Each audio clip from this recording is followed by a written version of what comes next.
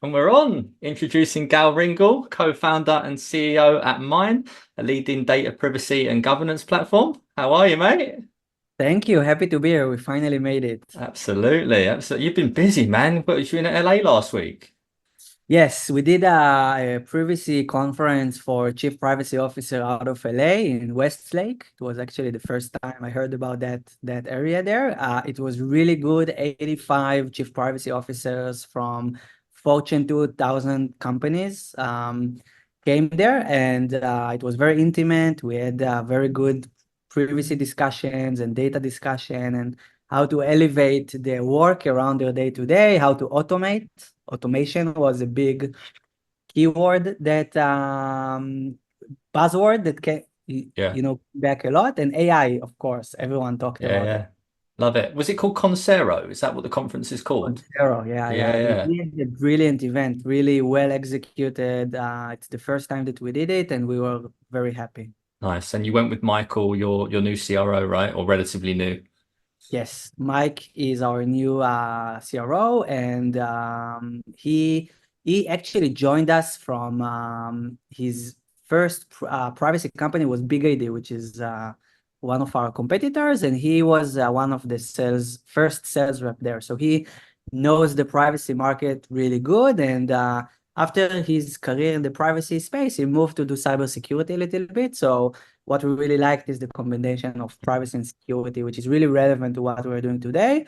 And my background is also cybersecurity. So Mm. as a data privacy geek, I wanted to take my cybersecurity experience and really innovate and disrupt the privacy market. So Yeah, man. Love it. Well, Gal, before we talk about mine and what you're up to there, I like to just go back with all my guests just to learn a little bit about your background and sort of how you got into the industry, because you've got quite an interesting combination of skills and employers. yeah, not the typical background, I agree. So a little bit about myself. I'm 37, two kids, two small kids. So we can also talk about how easy it is to manage a startup, being a founder, being a CEO, and having two small kids that don't like to sleep during the night. But this is maybe for later. My background is I was coding and tech stuff since I was really young, like 10 years old. And this is what eventually got me to the Israel intelligence. So I was part of a cybersecurity unit called the 8200. The equivalent of that in the UK, for example, is the MI5, or in the US, it's the NSA. So I did a quite long career, almost 7 years. I'm an ex-officer, captain, and I dealt with cybersecurity engineering for that all period of 7 years. I also managed a few teams there. And after the army, I kept engineering in a few places, again, cybersecurity related. And after almost 13 years of engineering, I woke up one day, decided that I want to change my career to the business side. I was always intrigued by the business side, but I'm a geek. All I knew back then is to write code. So how do I do that change? And my first degree is computer science. So again, not related to business at all.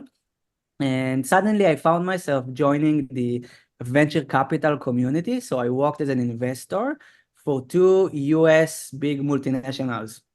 So I started with Nielsen Ventures, the market research company. I did early stage investments for them for 2 years, 12 investments, and then moved on to another 2.5 years with Verizon. So Verizon Ventures in the US, the telco. There I did later stage investments, so Series B and onwards, big rounds. And in total, I had the chance to invest in 22 companies along that 4.5 years. Amazing experience. And this is how I learned product and marketing and business development and sales and finance. I took board seats. And this is how I taught myself, to do other stuff than just coding. So that was an amazing experience for me. And the main goal for that was to start a company and take a business role. So my VC career, if you think about it, was kind of my practical MBA, if you would want. And it was an amazing experience. And now mine for the last 5 years. Love it, love it. Just on your VC career, because it is quite unusual. I know the CEO of Grip Security was like a resident at Yeah. YL Yeah. Ventures. Yeah, yeah, exactly. So you're the second guest I've had that's been like, but he wasn't an investor. He was more of exploring the technology from a Yeah. technical perspective, like a CTO in residence. Mhm. So he wasn't deploying the capital as such, but what was like the advantage, or what have you seen as being an advantage of you having the 4.5 years as an investor to now launch in mine? And have you incorporated things? Yeah, what's been the advantage of that? Many. So think about it that before I decided to choose VC as my career pivot or my career change, right? From moving from engineering to the business side, the other options that I had was to do product management, right? Or to do business development. And I started to think about whether I would choose, something from these two. And what I realized is that if I go and do product management, it would be very specific to a very specific industry and maybe a niche within it. And same goes to business development. I think that the big advantage of working for a VC is two things. One, the day-to-day is dealing about deal flow. So you meet a lot of companies and you are being trained to analyze them and how to think about them from a potential perspective. So how is the tech works? What is the market size? How big is the opportunity? Who are the competitors in the market? Who do they sell to?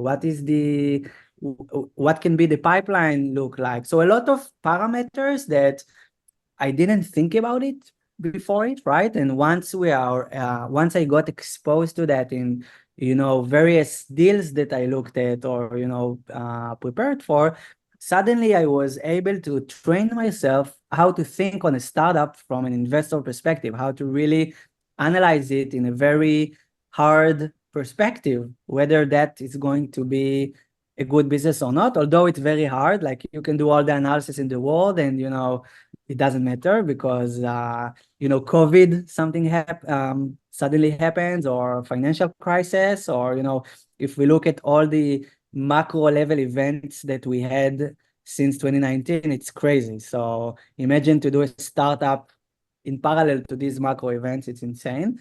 But anyway, this is how I learned a lot of skills on how to look at the startups. And now that I'm in the founder seat, when we want to raise money, when we want to think about what would be the vision of the company or to draw the strategy, the fact that I can put the VC glasses and look at mine from a VC perspective really allows me to be very hard with myself and make sure that the decisions that we want to take or are taking resonate also from a VC point of view. And, we took the VC route. We Mm. raised rounds. So, it's not a bootstrap business. And I need to think about it all the time from an investor perspective. So yes, obviously it helps with defining the metrics and how to think about them and what metrics to choose, how to monitor them, and how to prepare to raise money. This is also something that is not trivial. Yeah, yeah. Yeah, this is one way that it really helped me. The other way is network. So, I'm coming from the cybersecurity space, like you mentioned, Grip CEO, Lior. Um, we as cybersecurity people, we only know cybersecurity people. This is, because of the army experience. And if you want to do a startup which is not cybersecurity, and this is what I chose, so mine is not a cybersecurity company, it's a data privacy and governance platform. I had to create a network of people that are not within the cybersecurity space. So the VC career allowed me to meet a lot of people from all kinds of different industries and build a network which is not just cybersecurity related. Yeah, love it. Because you were on Series B, you raised Series B in December, right? Is it 30 million? Yes, Yeah, actually, the round was signed in October cool. 13th, and we published it 2 months after. So Yeah, it was a great. third Yeah, round. fantastic. Yeah, because I saw there's some interesting blend of VCs and then also corporate VCs on there as well. Um, just quickly, before we dive into mine, have you also now experienced how difficult it is to get money from VCs and also had the rejection? Course. If I think about, so we did seed, Series A and Series B. The Series B 7 months ago was 30 million, led by Battery Ventures with PayPal, so co-led by Battery and Mm, PayPal. We also had a new US insurance company joining us nationwide. I think that if I think about the number of VCs that I met in order to raise that Series B, and even in our Series A, by the way, the Series A we've raised when COVID hits, April 2020, which is really bad timing to raise money. I don't know if you remember yeah, exact March and April, but yeah. everyone thought that the world is going to end, and we were wearing, the masks and gloves, and we could not touch anything. It was crazy intense. I think that you should, when you raise money, you should be prepared to get no. And I want to say that, let's say I met anywhere between 50 to 60 VCs, most of them will say no. And I think the average, by the way, to raise Series A is to meet anywhere between 50 to 100. Like, generally speaking, this is statistic. If you are a very hot cybersecurity, obviously that can be three, right? But in general, so you should be ready from a personality point of view to get no, and it's fine. The VC's work is they need to bet on one company out of a lot of their investments that would return the whole fund, the unicorn approach, and it's very hard. So, and it's very hard to, even with all the due diligence in the world, like I mentioned earlier, it's very hard to know if that company would be the fund return. So I think that you should really be prepared to get no, and it's Mm, fine. It's each VC make their own decisions. It can be based on industry that they feel more close to. It can be that they want to wait to get more validations in terms of the amount of revenues that you have, or the growth, or any financial metric. So it's not necessarily that if you are getting a no that you are not doing a good job, or the startup is not really relevant. I think mm. there are a lot of parameters that Yeah, yeah. are relevant to the decision. Yeah, yeah, for sure, for sure. Love it. Well, you obviously saw lots of companies. When did the idea come around for Mine, and who did you actually found with? And can you tell us a little bit more about who Mine are? Of course. So I'm the co-founder and CEO. Together with me, I have two co-founders, Kobi Nissan and Gal Golan. Gal Golan is our CTO, and he and I served together in the army in the same team. Okay. So we know each other for almost 20 years. I think that in November it would be 20 years, which is a lot. And we kept a very close friendship since then. And we always wanted to do something together. But, after the army, each one of us went on different paths until Mine, and I'll tell you in a second how it all started. The third co-founder, Kobe, runs our product, and he and I met in the VC community. So I was working for Verizon, he was working for another VC, and we met in a VC conference, became friends, and we actually tried to do deals together. We tried to invest in the same company and take a board seat together, and work together. We failed. We didn't find any investment that we can really do together, but we started Mine. So as I told you earlier, I wanted to use the VC experience to teach myself a lot of business skills so I can then go and start a startup. And Kobe his goal for joining the VC community was to meet another founder and start a company together. And Gal and I had a dream of doing something together. So when I felt that the VC experience was enough for me, I told Gal immediately, which back then worked for Microsoft. He managed the backend engineering team there. I told Gal, it's time to live. It's time to, fulfill our dream. And I told Gal that he has to meet Kobe. So we have to be three, two on the business side and just one on the tech side. Hmm.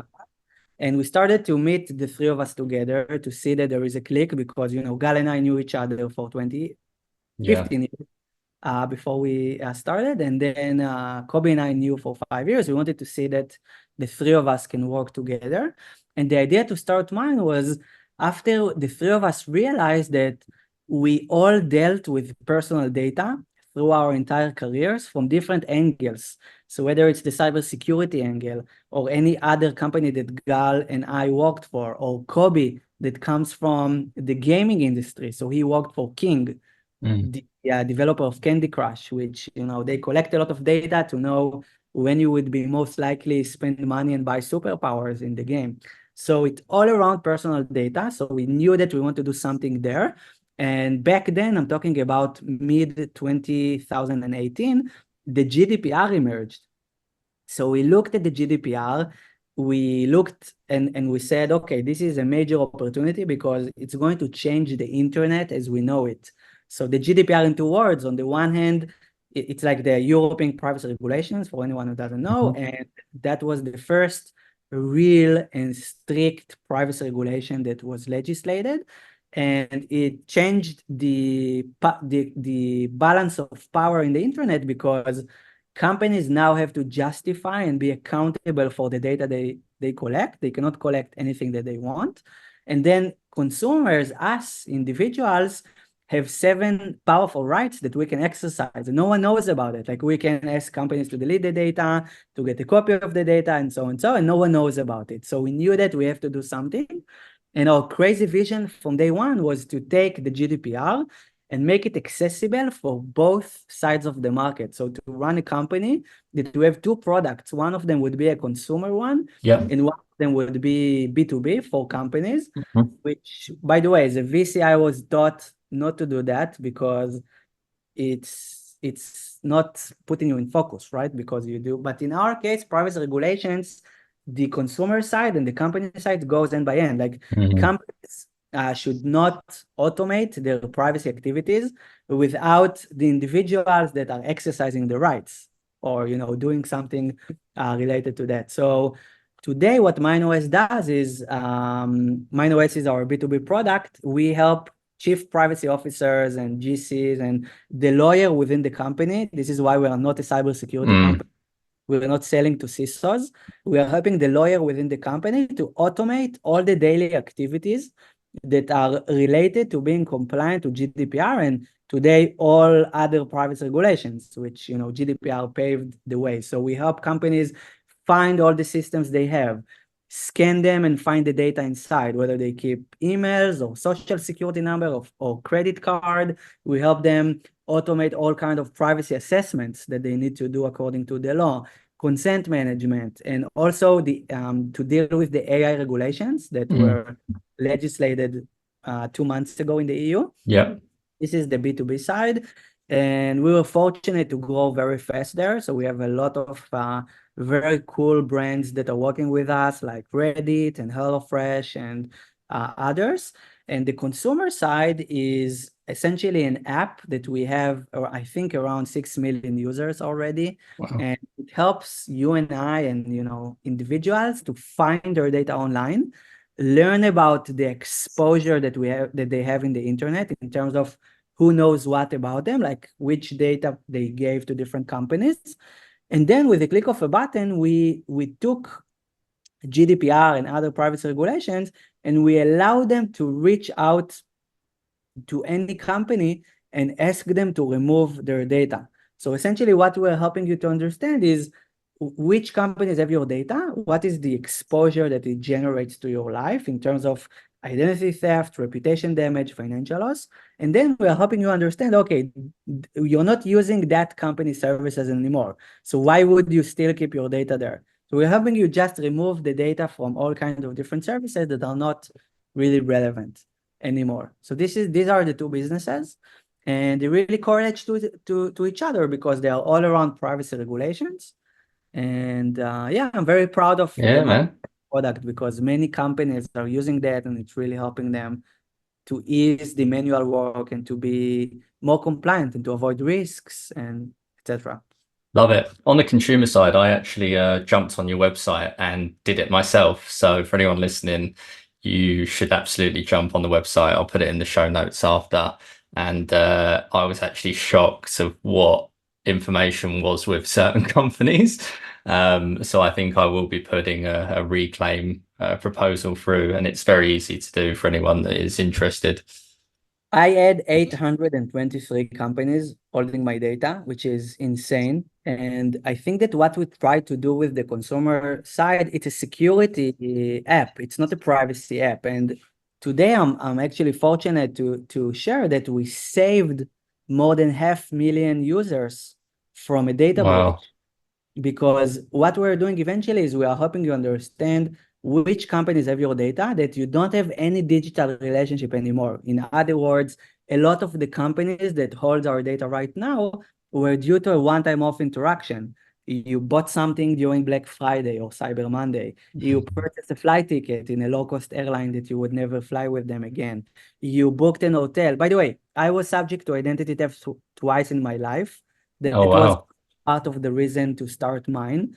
And the two times that it happens to me, one of them was hotel that I visited with my wife in our honeymoon 7 years ago, and that hotel got hacked, and my passport data was there, so I couldn't really do anything about it. But if I knew about it in advance that my data is still there, I would just ask them to remove the data, because I don't get any value from keeping my data there. And if I would do that, I would be saved from that data breach. So the 500,000 people that I told you, they used our consumer services. They found their data online.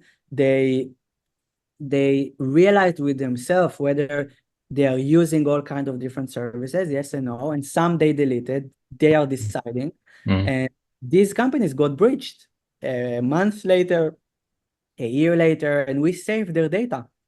Crazy, man, crazy. What about the AI governance new product piece that you? So yeah, good question. So the EU AI Act is a new privacy regulations.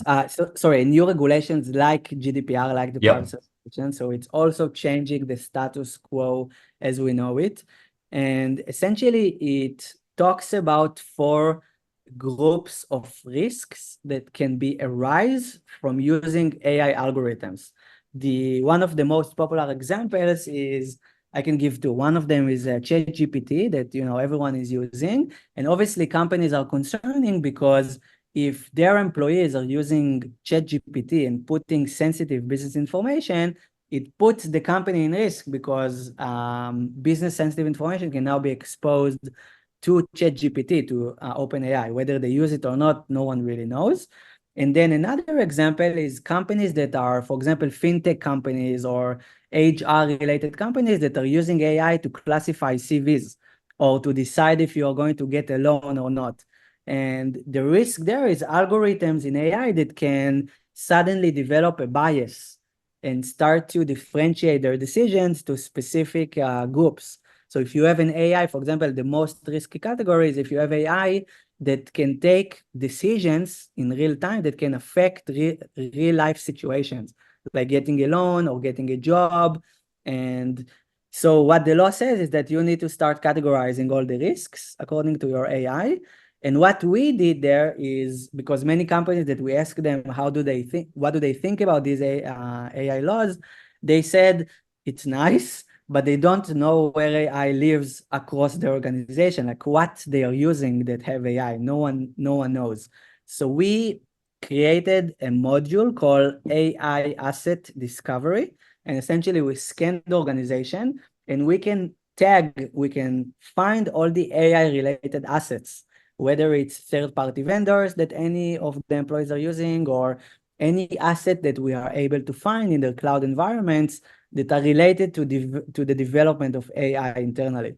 And this is a true game changer, because before organization can think about the risk that can arise from AI, they want to know where AI lives across the organization. So we help them find all the assets there.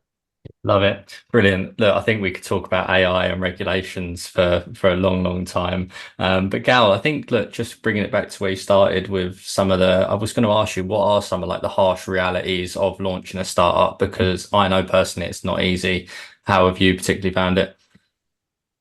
Wow, this is a tough question. I mean, I have a lot, so I would try to think about. I'll give you the top two. I think that there is a personal challenge, which is the anxiety, right? And the fact that you are always worried about things. And, to date, we have 45 employees, and each one of them have families, right? So it's also, you need to think about them, and you need to make sure that they are happy. And they chose to bet on mine and to join our journey, right? So this is something that, you want to make sure that they are happy and they can also progress their professionally. But there is something, not just that, whether you would be able to raise money, to close deals, to hire that person or not. So it's like an ongoing anxiety that, we live with as founders, not necessarily, CEOs. Mm, So this is a personal thing that I'm working on myself to mm, deal with, whether it's sports that I'm doing or just, time with my wife and the kids or friends. So I'm trying to have hobbies that can also help yeah. me with that. The other thing is, I think I will maybe touch the challenge that we're having right now after Series B, which is growing the company. So we hired a lot of employees over the last, I want to say, 6 months. And there is a pain that a lot of companies are speaking about, is a growing pain, like growing from 20 to 50 employees. And that phase is very hard because you're suddenly creating a lot of teams, and you have a mid-level management and an executive team, and suddenly the company grows, you have more levels, you need to work very hard on processes and communications, and you need to make sure that everyone knows how to work with everyone perfectly. Otherwise, everything started to move very slow, right? And you became to develop like a corporate mentality, and this is not something that you should really have as a startup, even with 50 Mm, employees. So I think this is what we are dealing with right now, how to create the right processes and communications across the company that everyone can really work perfectly with each other. And also, half of the companies in the US. mm, So we have Israel, we have the US. How do you create that relationship? This is also something that is not easy given the time zone. So all the go-to-market team is in the US, sales, mm. marketing, yes, and then engineering is here. So this is also a challenge that we are That's for any excellent. Israeli company. Yeah. Yeah, that's excellent insight, both from a personal and business. I appreciate the honesty there, Gal. To finalize and finish this up, like what's the future for mine, my man? The future for mine, the future is bright. And our vision is I put mine as the privacy 2.0 evolution, or the next gen privacy vendors. The industry started with, I think, three or four players that were the early comers. They started when, GDPR emerged. And I think that our vision is to now replace them. So it's time that, a new vendor like a Gen 2.0 next gen vendor would, capture the market. And I think that our approach of no code and automations is really resonate with all of the companies. And our vision is obviously to become the number one privacy vendor in the business side, in the B2B side, with our product Mine OS. So this is the company vision, and to keep innovating and be at the forefront of privacy, which I really wanted to take a lot of my cybersecurity experience and use it to disrupt the privacy industry, which was a little bit stay behind with regards to innovation and automation. So this is what I'm hoping Brilliant. to keep achieving. Excellent, Gal. Well, I wish you all the best of success for the future, my man, and thanks for coming on the show. Thank you so much. I really enjoyed it. Thank you for listening. If you've enjoyed today's show, please like and share with your friends and colleagues, as this is really important for the show's reach. If you'd like to be our next guest or are interested in Aspiron Search's staffing solutions, please get in touch directly with me or reach out to us via our website www.aspironsearch.com.